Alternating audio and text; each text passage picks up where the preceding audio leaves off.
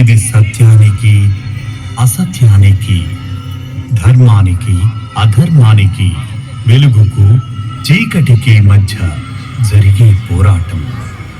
మానవాళిని అంధకారం ఆవరించినప్పుడల్లా కాంతి ఏదో ఒక రూపంలో వ్యక్తమవుతుంది. అదే వెలుగు షిరిడి సాయిబాబాగాను,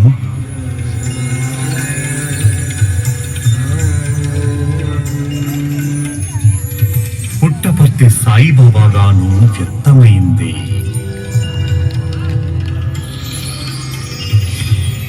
నేను దేవుణ్ణి, మీరు కూడా దివ్యాత్మ స్వరూపులే. కానీ మీకు నాకు ఉన్న తేడా ఏమిటంటే, ఆ విషయం నాకు తెలుసు, మీకు తెలియదు. శ్రీ సత్యసాయి బాబా జీవితం యొక్క అవతారం ఒక ఇతిహాసం. సత్యసాయి అవతారం గురించి తెలిసిన వారందరూ ప్రేమ, భక్తి నిండిన జీవితాలను గడిపారు. విశ్వవిభుడు తన అద్భుతాలతో ప్రపంచాన్ని అబ్బురపరచడమే కాదు, పవిత్రమైన జీవితానికి మార్గాన్ని కూడా చూపిస్తారు.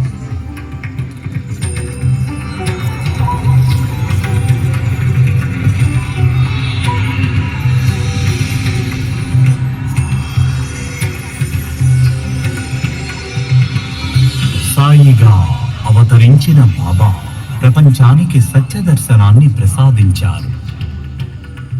రోగులను, పేదవారిని, అణగారిన వారిని ఆదుకోవడం ద్వారా ఆయన మానవాళికి సత్ప్రవర్తన నేర్పించారు.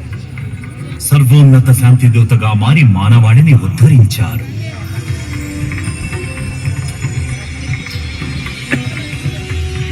ప్రేమ సూత్రాన్ని పునరుద్ఘాటించడం ద్వారా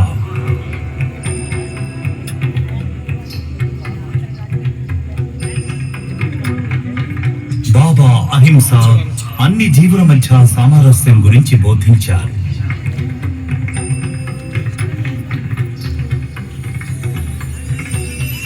బాబా విలువలను ఆచరణలో పెట్టిన వారందరికీ బాబా హృదయంలో స్థానం లభించింది.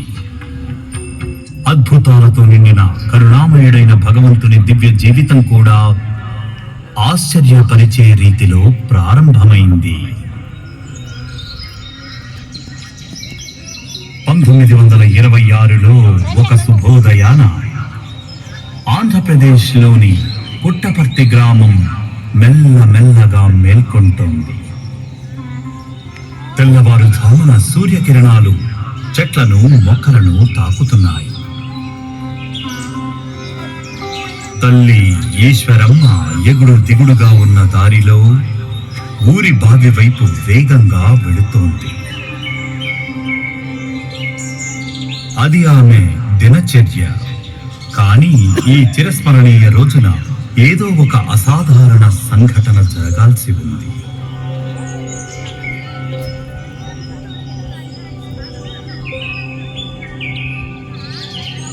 తన కుండలో నీరు నింపుతుండగా ఆకాశంలో కనబడిన ఒక వింత సంఘటన ఈశ్వరమ్మ దృష్టిని ఆకర్షించింది. నీలిరంగు ప్రకాశాన్ని వెదజల్లుతూ ప్రకాశవంతమైన ఒక కాంతి వలయం తన వైపు వేగంగా రావడం గమనించింది. చూస్తుండగానే అది మెల్లగా ఆమె గర్భంలోకి ప్రవేశించింది. ఈశ్వరమ్మ స్పృహ తప్పి పడిపోయింది.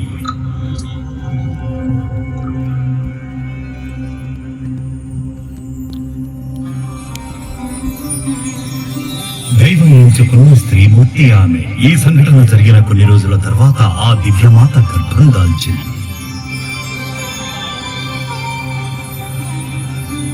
ఈ వార్త తెలియగానే కుటుంబ సభ్యులంతా ఆనందంలో మునిగిపోయారు.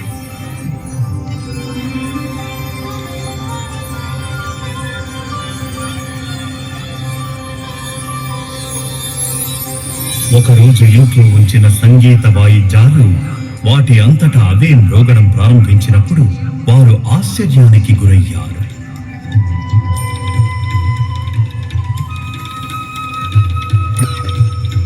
ఆశ్చర్యం, భయం ఆ కుటుంబాన్ని ముంచెత్తాయి. అయితే అప్పుడు ఒక జ్యోతిష్యుడు దాని ప్రాముఖ్యతను అర్థం చేసుకుని ఇలా అన్నారు: తమరు కంగారు పడాల్సిన పని లేదయ్యా. ఇది చాలా మంచి సంకేతం. మీ కుటుంబం ప్రత్యేక ఆశీర్వాదం పొందిందని అర్థం.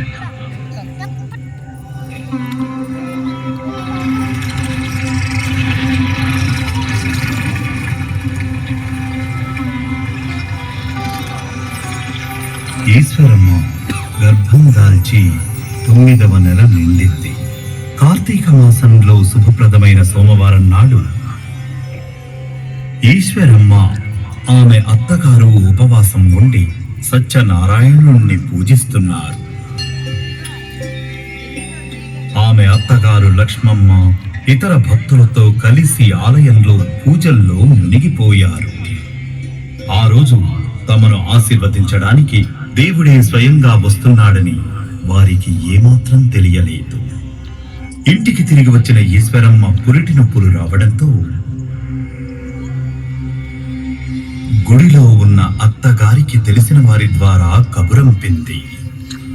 కాని భగవంతునిపై పూర్తి విశ్వాసం ఉన్న లక్ష్మమ్మ తన పూజ ముగిసే వరకు కదలదలుచుకోలేదు. పూజ ముగించుకుని ఇంటికి రాగానే సత్యనారాయణ పూజ ప్రసాదాన్ని కోడలికి ఇచ్చింది. ఈ పవిత్ర ప్రసాదాన్ని సేవించిన కొద్దిసేపటికే తల్లి ఈశ్వరమ్మ భగవదవతారమైన శ్రీ సత్యసాయించింది. కానీ ఆశ్చర్యం ఏమిటి అంటే అప్పుడే పుట్టిన నవజాత శిశువు ఏడుపుకు బదులు ఉల్లాసంగా నవ్వుతున్నాడు. తల్లి తన బిడ్డను కౌగిలించుకుంది. ఆమె కళ్ళు ఆనందంతో మెరిసిపోయాయి.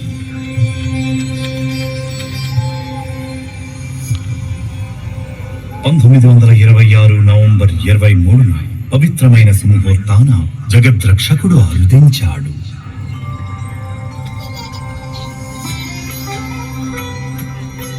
ముఖంలో అసాధారణమైన తేజస్సుతో, ప్రేమ కరుణతో మెరుస్తున్న కళ్ళతో, చిలిపి చిరునవ్వు నాట్యం చేస్తున్న పెదవులతో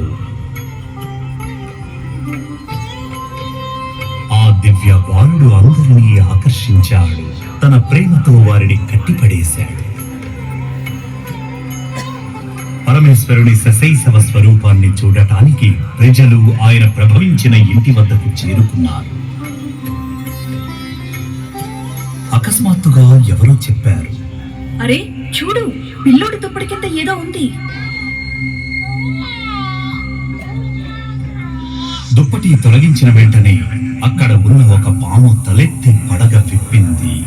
చూస్తున్న వారంతా భయంతో బిక్క చచ్చిపోయినా చిన్నారి బాలుడు మాత్రం నవ్వుతూనే ఉన్నాడు.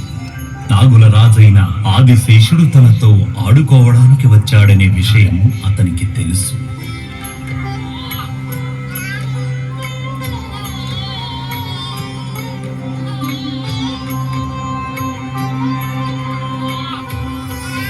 మరి కాసేపట్లో చిన్నారికి నామకరణం చేశారు. తల్లి సత్యనారాయణ స్వామి ప్రసాదం స్వీకరించిన తరువాత పుట్టిన బిడ్డ కాబట్టి అతనికి సత్యనారాయణ అని పేరు పెట్టారు.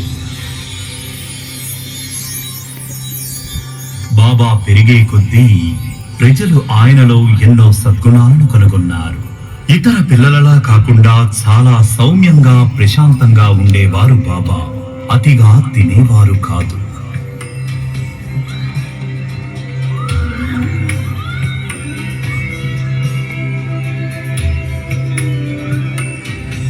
అవసరానికి మించి మాట్లాడేవారు కూడా కాదు సత్యసాయి బాబా.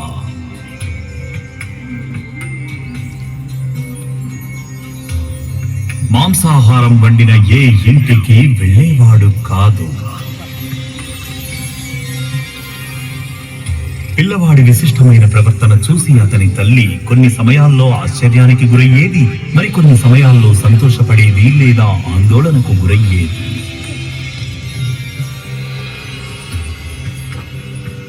బాల సత్యనారాయణ అతని పేరుకు తగినట్లుగానే వ్యవహరిస్తున్నట్లు కనిపించింది. భగవంతుడిలాగా ఆత్తులకు సహాయం చేయడానికి సత్యనారాయణ ఏమాత్రం ఆలస్యం లేకుండా పరిగెత్తేవాడు. ప్రతి ప్రతిరోజు పేదలను లేదా నిస్సహాయులను ఇంటికి తీసుకువచ్చి వారికి ఆహారం పెట్టేవాడు.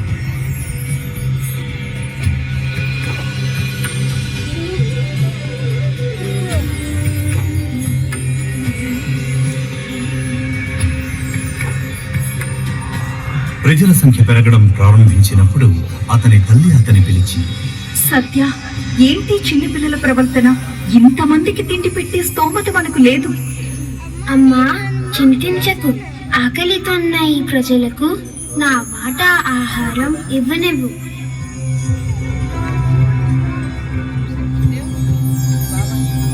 తల్లి ఈ మాటలను పెద్దగా పట్టించుకోలేదు. అయితే సత్య నిజానికి కొన్ని రోజులు ఆహారం తీసుకోవడం మానేశాడు. కానీ ఎప్పటిలాగే ఆడుకుంటూ ఉండేవాడు. అది గమనించి అతని తల్లి అప్పుడు పశ్చాత్తాపపడటం ప్రారంభించింది. సత్య, నేను పెద్ద తప్పు చేశాను. నువ్విమ్మన్న వారందరికీ ఆహారం ఇస్తాను, కానీ నువ్వు కూడా దయచేసి ఏదైనా తిను. నేను భోజనం చేసేసానమ్మా. ఒక పెద్దయిన నాకు పాలు నెయ్యి కలిపిన అన్నం పెట్టాడు. అతని తల్లి సత్య చిన్ని చేతుల వాసన చూసినప్పుడు నెయ్యి పాల కమ్మని సువాసన వచ్చింది. ఆశ్చర్యపోయిన ఆ తల్లి ఇలా అనుకుంది, ఈ దివ్య శిశువు నాకు ఎలాంటి మాయాజాలం చూపిస్తున్నాడో. బిడ్డను కోరుతూ తను ప్రార్థించిన దేవుడే బిడ్డగా తన ఒడిలో కూర్చున్నాడని ఆమెకి తెలియదు. అద్భుతాల ప్రవాహం కొనసాగింది.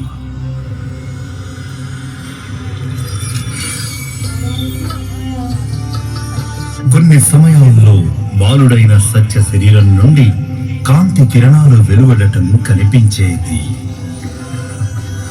ఒకసారి నోరు తెరిచి ఒక భక్తుడికి విశ్వ దర్శనం ప్రసాదించారు.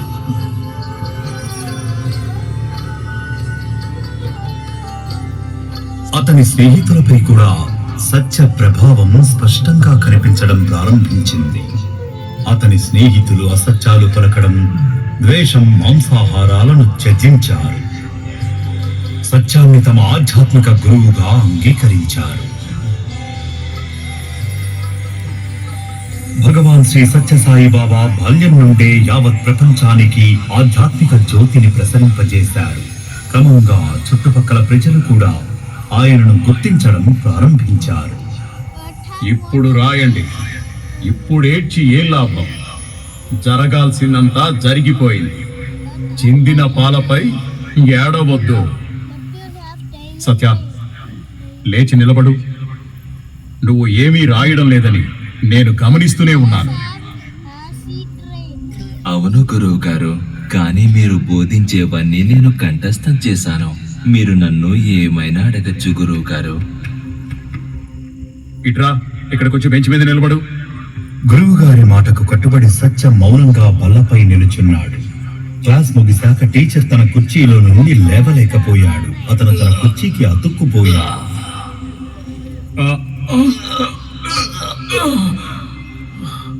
లేవడానికి తన శాయశక్తులా ప్రయత్నించాడు, కానీ అతని ప్రయత్నం ఫలించలేదు. అప్పుడే మిస్టర్ మెహబూబ్ ఖాన్ ఆంగ్ల ఉపాధ్యాయుడు అక్కడికి వచ్చాడు. మాస్టర్ గారు, మీ పీరియడ్ అయిపోయింది కానీ మీరు ఇంకా ఇక్కడే ఉన్నారేంటి? ఏం జరిగింది? నేను ఏం చెప్పగలను సార్? ఈ కుర్చీ నన్ను పట్టుకుంది. ఎంత ప్రయత్నించినా నేను ఈ కుర్చీలో నుండి లేవలేకపోతున్నాను. ఏదో ఒక దైవిక శక్తి మిమ్మల్ని బందీగా ఉంచుతున్నట్లు కనిపిస్తుంది. సత్యను కూర్చోమని చెప్పండి, మీరు లేవగలుగుతారు. అప్పుడే టీచర్ తన తప్పు తెలుసుకుని సత్యకి క్షమాపణలు చెప్పి విముక్తి పొందాడు.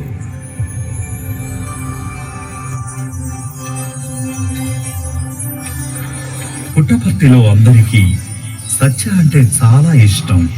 కానీ కలవడం, విడిపోవడం జీవితంలో అంతర్భాగం కదా. ఒకరోజు సత్య అన్నగారు సత్యను ఉన్నత చదువుల కోసం ఉరవకొండ పట్టణానికి తీసుకెళ్లాడు. ఎంతో బరువెక్కిన హృదయంతో నగర ప్రజలు సత్యకు వీడ్కోలు పలికారు. ఇంటికి దూరంగా, తల్లిదండ్రులకు దూరంగా ఉరవకొండలో సత్య చదువు సాగించాడు. ఆ తరువాత సత్య జీవన గమనంలో గణనీయమైన మార్పు తెచ్చిన రోజు వచ్చింది. సత్యను తేలు కుట్టిందని అందరూ నమ్మారు. కానీ కుటుంబ సభ్యులు ఎంత ప్రయత్నించినా తేలు ఆచూకీ లభించలేదు. కానీ సత్య మూర్ఛపోయి స్పృహ తప్పి పడిపోయాడు. విషం దాని ప్రభావాన్ని చూపడం ప్రారంభించిందని ప్రజలు అనుకున్నారు. సత్య అన్నగారు వదిన సత్యకి ఏదైనా జరిగితే కుటుంబాన్ని ఎలా ఎదుర్కోవాలి అని ఆందోళన చెందారు. మందులు కూడా పనిచేయలేదు. సత్య తరచూ స్పృహలోకి వచ్చి మళ్లీ స్పృహ కోల్పోయేవాడు. కొన్నిసార్లు లేచి సంక్లిష్టమైన పద్యాలు చెప్పేవాడు, మరికొన్నిసార్లు సంస్కృత శ్లోకాలను చెప్పేవాడు. మంచం మీద పడుకుని దూరంగా జరుగుతున్న సంఘటనలను సత్య ఖచ్చితంగా వివరించేవాడు. అలాంటి వింత ప్రవర్తన చూసి అన్నగారు నిరుత్సాహానికి గురయ్యాడు.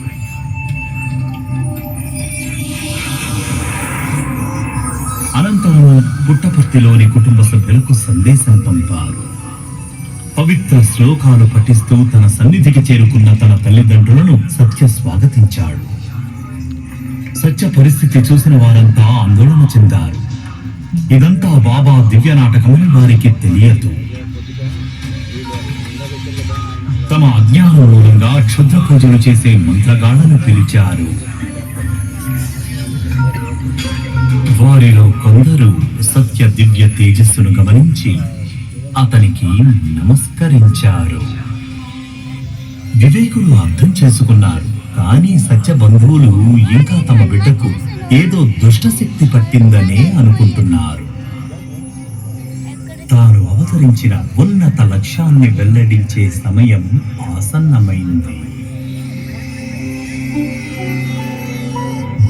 సత్య ఇప్పుడు భగవాన్ శ్రీ సత్య సాయిబాబాగా ప్రపంచం ముందు ఆవిర్భవించారు.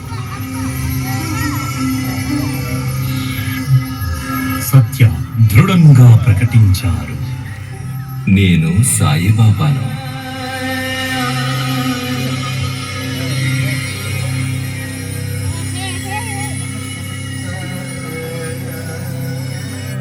వాస్తవానికి ప్రజలు సత్యాన్ని అర్థం చేసుకోవడం, అంగీకరించడం అంత సులభం కాదు. ప్రజలు తమ సందేహాలను వ్యక్తం చేశారు. బాబా 2 చేతులతో పువ్వులు తీసుకుని వాటిని నేలపై చల్లారు. పువ్వులు కొన్ని అక్షరాలుగా ఏర్పడ్డాయి. సాయిబాబా అనుమానపు మేఘాలు నెమ్మదిగా చెరిగిపోనారంభించాయి.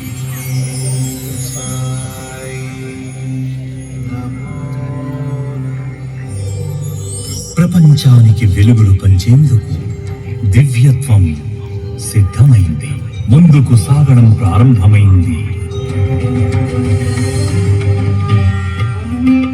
ఆయన పేదల బాధలను తొలగించాల్సిన మార్గాన్ని ఎంచుకున్నారు. కుటుంబ సభ్యులు ఎంతగా బ్రతిమాలినా ఇంటికి తిరిగి రాలేదు. నన్ను ఒప్పించేందుకు చేసే ప్రయత్నాలన్నిటినీ విరమించుకోండి. అర్థం చేసుకోండి, నేనే సాయి. నేను మీకు చెందినవాణ్ణి కాదు, నేను అందరికీ చెందినవాణ్ణి. మీరికపై నన్ను బంధించి ఉంచలేరు. ఎక్సైజ్ ఇన్స్పెక్టర్ శ్రీ ఆంజనేయులు తోటలోకి వెళ్లి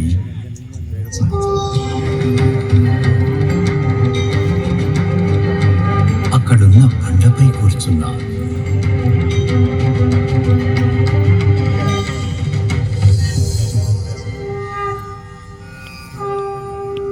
నలు దిశల నుండి భక్తులు గుమిగూడారు.